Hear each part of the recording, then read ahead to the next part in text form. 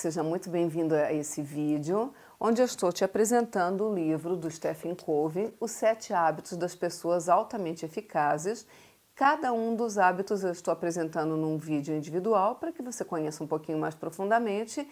Isso não substitui a leitura do livro, eu aconselho que você leia, mas esses vídeos já vão te ajudar a conhecer um pouquinho mais e a leitura ficar um pouco mais simples, já que o livro exige um pouquinho mais de dedicação e estudo. Para quê? Para você aprender os hábitos, colocar em prática e modificar a sua vida.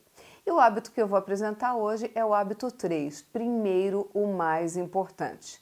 Nós vimos o primeiro hábito, que foi o seja proativo. O segundo hábito, comece com o objetivo em mente, e depois de você fazer as duas coisas, está na hora de começar a agir. Então você já está tendo a postura proativa, você já tem clareza de onde quer chegar e agora vai precisar colocar em prática o hábito 1 e o 2.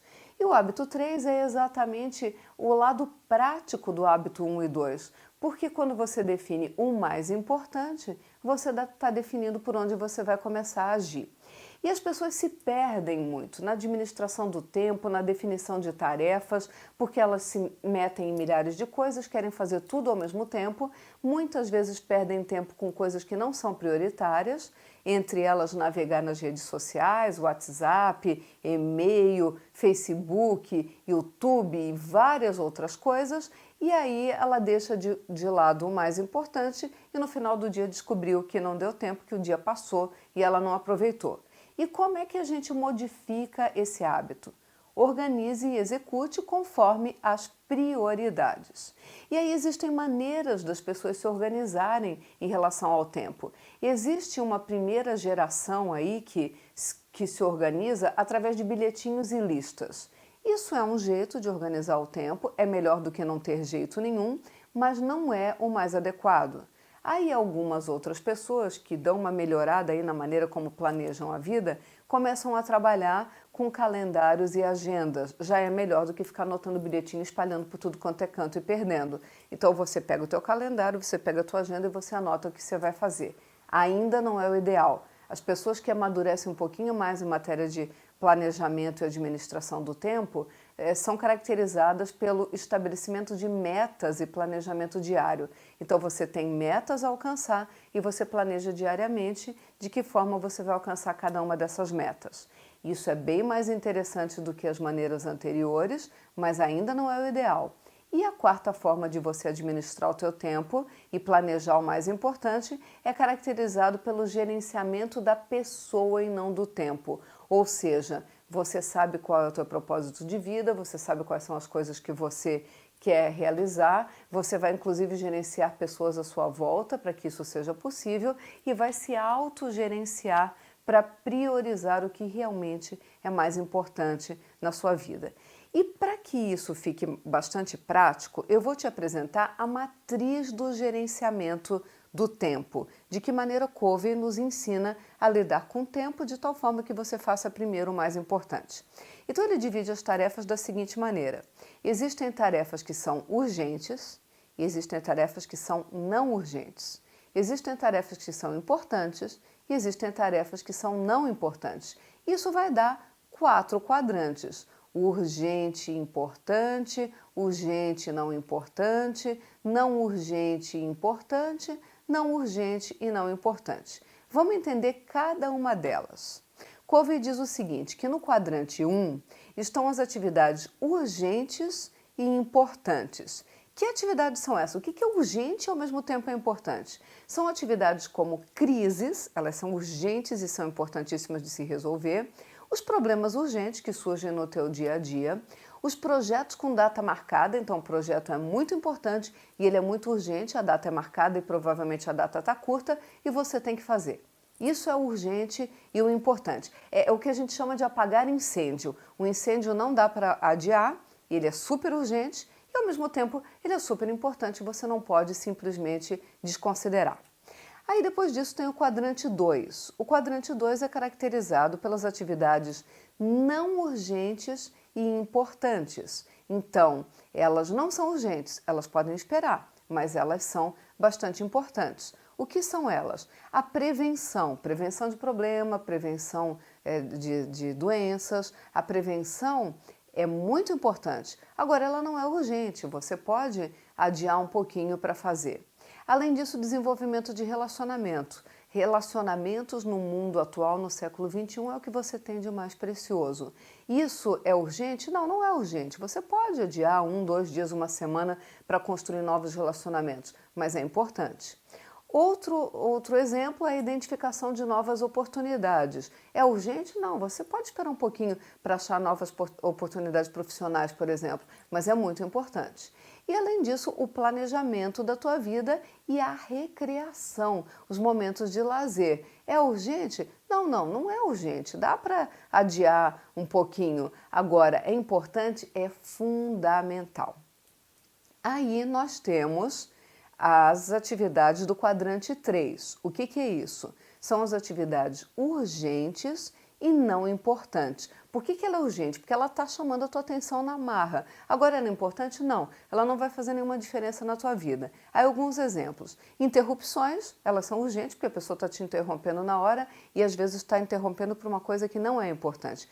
Telefonemas, mas telefonema não é importante? Às vezes não é, mas ele está tocando e ele se faz urgente, você tem que atender.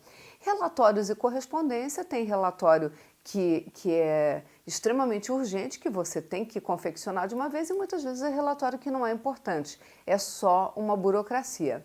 E questões urgentes próximas que aconteçam ali no dia a dia, atividades populares, atividades que acontecem o tempo inteiro, elas são urgentes porque elas têm data marcada, elas estão acontecendo, mas elas não são importantes. Muitas vezes elas podem ser puladas e não vão fazer nenhuma falta. E, finalmente, no quadrante 4, nós temos as atividades não urgentes e não importantes. Ou seja, dá para adiar sem problema, fazer ou não fazer não vai fazer nenhuma diferença. Que atividades são essas? Detalhes, pequenas tarefas que não implicam no teu resultado maior. Tem detalhe que é importante, mas alguns são só detalhes mesmo.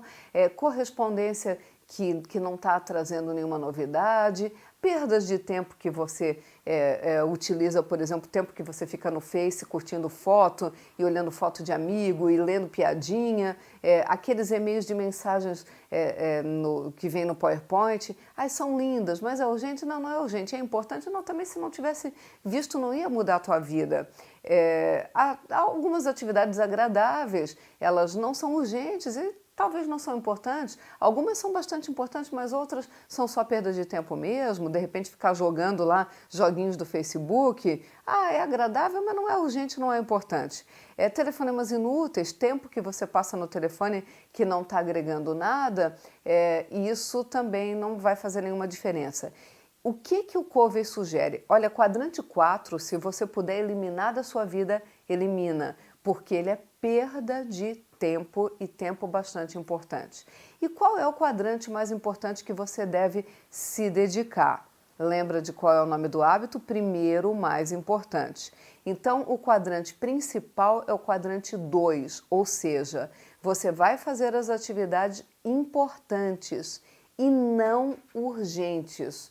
Mas como assim, Márcia? Não é melhor se dedicar ao quadrante 1, que é urgente e importante? Não, não, não. O grande desafio é se dedicar às coisas importantes que ainda não são urgentes, de modo que elas não virem urgentes, porque aí você vai fazer com mais qualidade, com mais planejamento e vai ter melhores resultados. No lugar de esperar virar urgente, ataque primeiro as coisas importantes de tal forma que elas nem cheguem a virar urgentes. E um outro conteúdo bem importante que o Covey apresenta nesse hábito, no primeiro mais importante, é a questão da delegação. Se você quer fazer o mais importante primeiro, você precisa delegar outras coisas que outras pessoas podem fazer sem prejudicar a tarefa. E a chave para o gerenciamento eficaz é a delegação de poderes. Se você tentar fazer tudo, você acaba se sobrecarregando e aí você não vai ter tempo para fazer as coisas importantes.